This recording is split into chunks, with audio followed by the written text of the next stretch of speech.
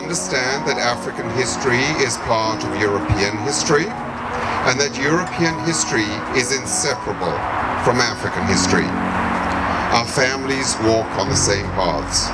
Our histories are intertwined, and when we truly understand that is when we will join hands in mutual understanding, compassion, and inclusion. It is with enormous pride that I introduce my dear friend, the Ambassador of the African Union to these United States, who will address some of our mutual history. Ambassador Arikana Chihombori Quao. A very good morning to all of you. My name is Ambassador Dr. Arikana Chihombori Quao. I am the African Union Ambassador to the United States of America, as well as the rest of the Americas. It's a pleasure to be standing in front of you today and addressing all of you. As I have traveled around the United States, in the Americas, as well as in Africa, I have been appalled at how much the world simply does not know who the African Union is. And so I've made it a point to tell a brief history of the African Union every time I have an opportunity to address an audience. So if you could please give me a couple of minutes to give you a brief history of who we are and why we are here and why we matter. The first ever known union of any African states was in 1958. This is after the French were giving up their colonies in Africa. They gave their colonies two choices. You could be independent with no affiliations to France, or you could be independent with some affiliations to France. They never expected any African countries to not want to be affiliated to France, but to their surprise, Guinea and Mali said, "Thank you very much, France, but it's time for you to pack your bags and go home." The French history tells us in their anger, they went in and took everything that they thought the French had brought to those countries.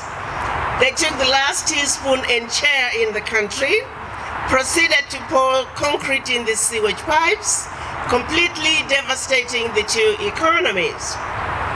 The then newly appointed president of Ghana, Kwame Nkrumah, in his efforts to help these two economies, created the first ever known union of any African states, which was Ghana, Guinea, and Mali. A few years later, a few more states met in Morocco, and a few more met in Addis Ababa, Ethiopia.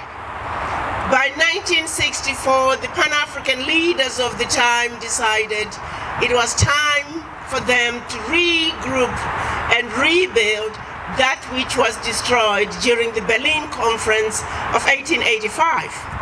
It was during the Berlin Conference that the colonial masters got together after having traveled throughout the continent and found some of the most powerful kingdoms on earth. Kingdoms with well-established religious and educational systems.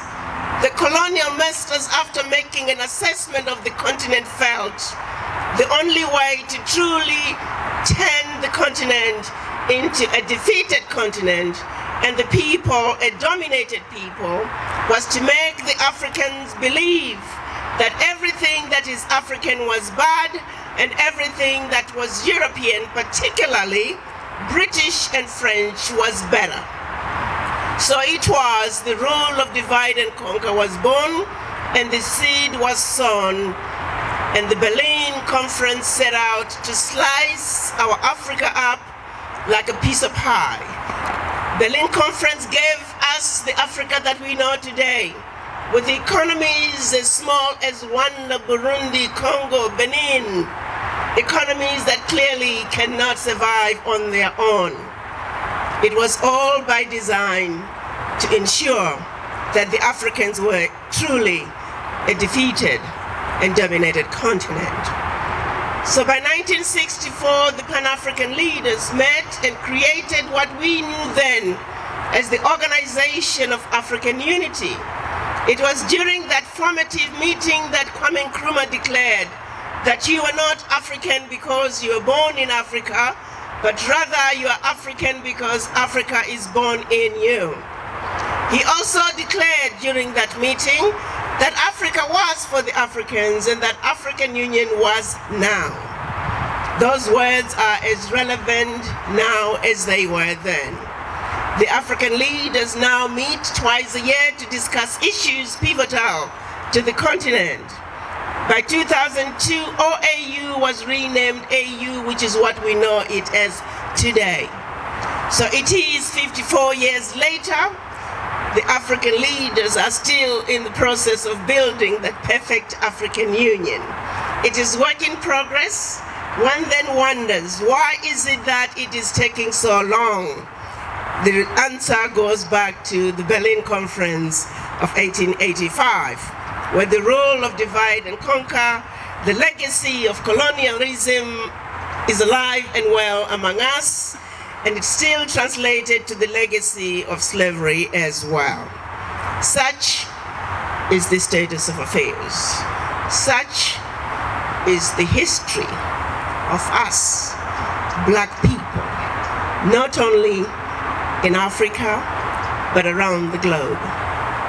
The African Union understands that the children of Africa have been thrown around the globe for various reasons.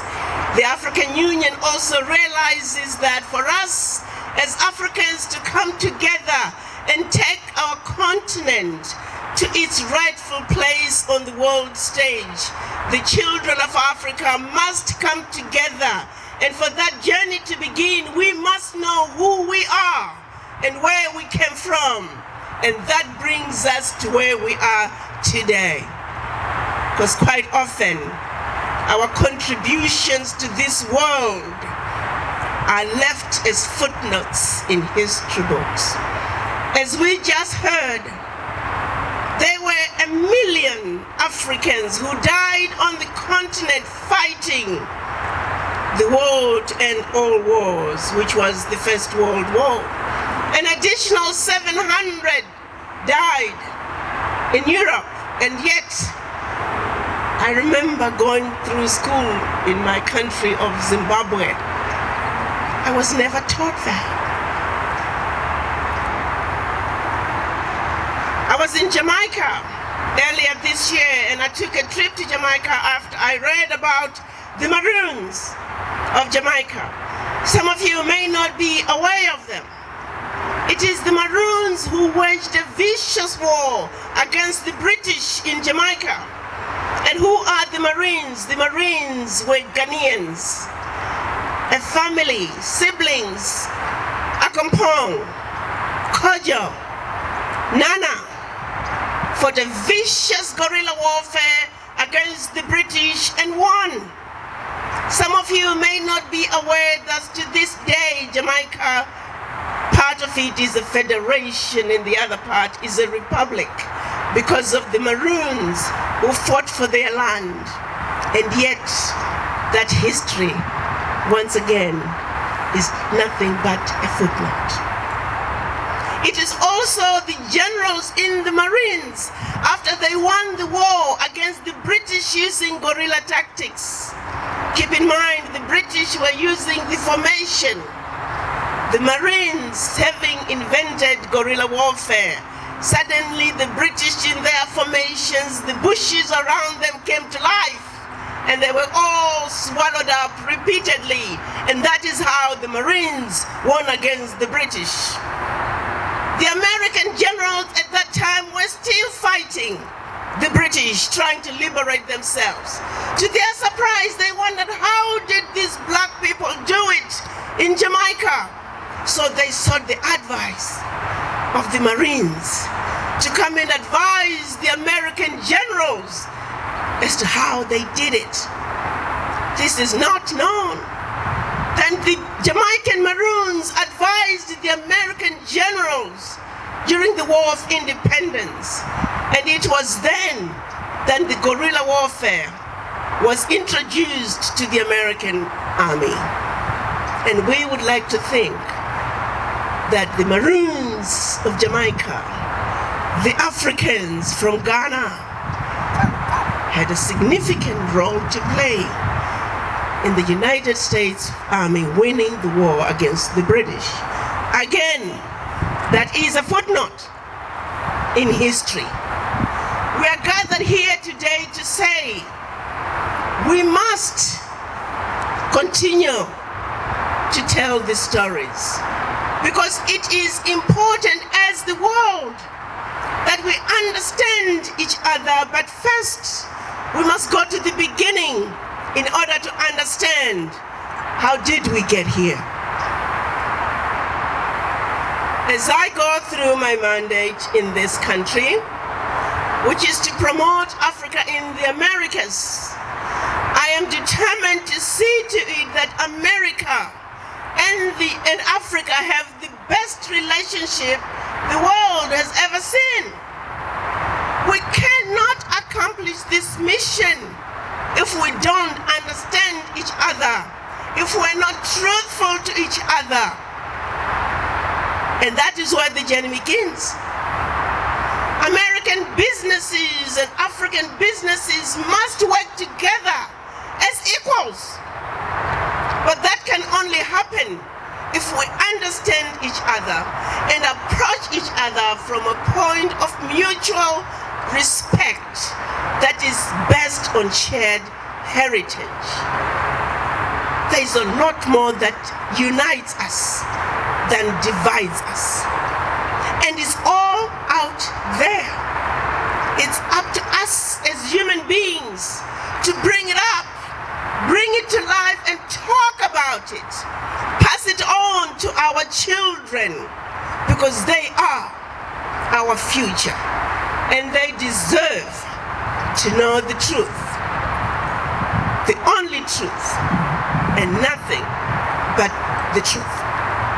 Which is why it gives me great joy to stand here today to bring to you greetings from the 55 African heads of states, the over 1.2 billion African brothers and sisters, and my chairman, Mustafa Mahamat, the chairman of the African Union Commission. I'm here to say, my American brothers and sisters, Africa loves you.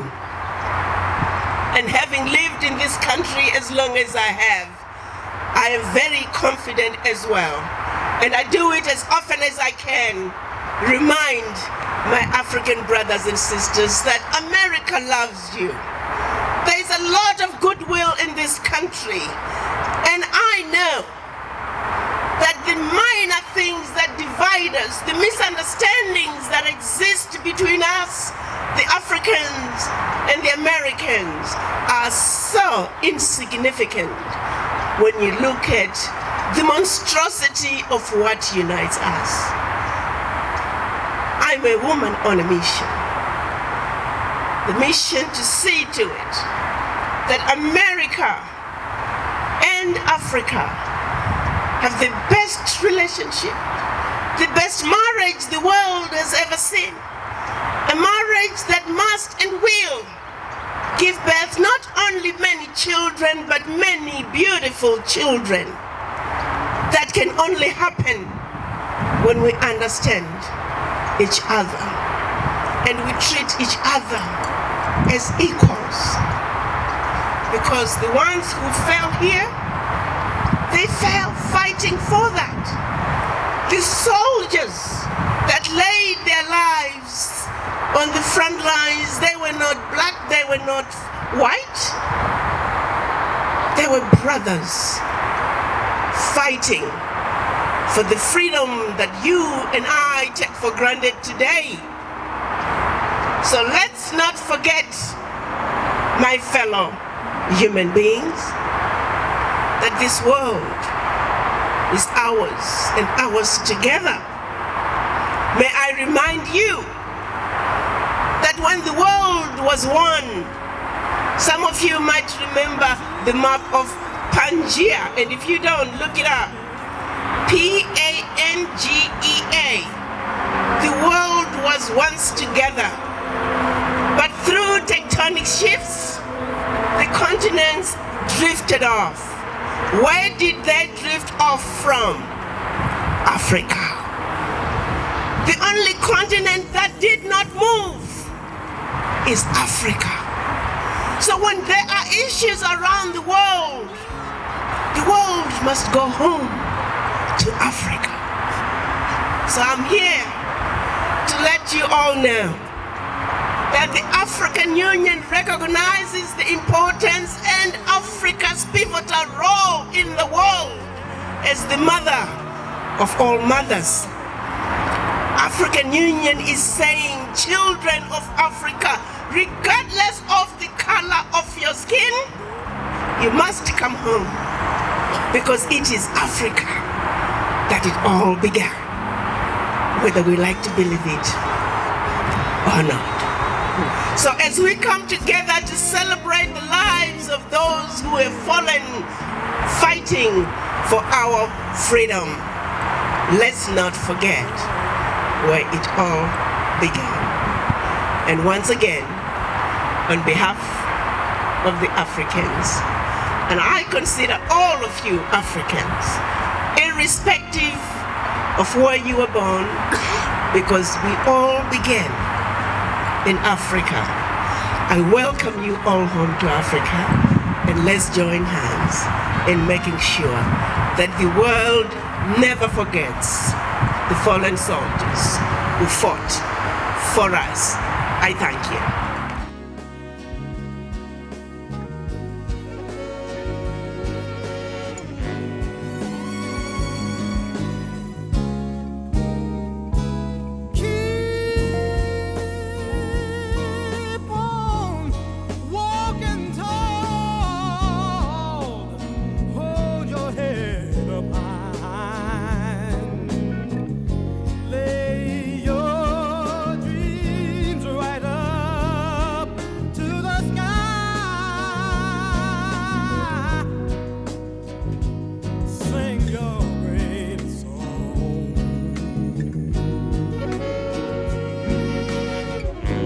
Keep growing, growing on.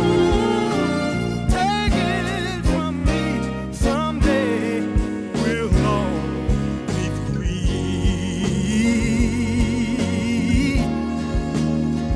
Hey, just wait and see, someday we'll all be free. Yeah.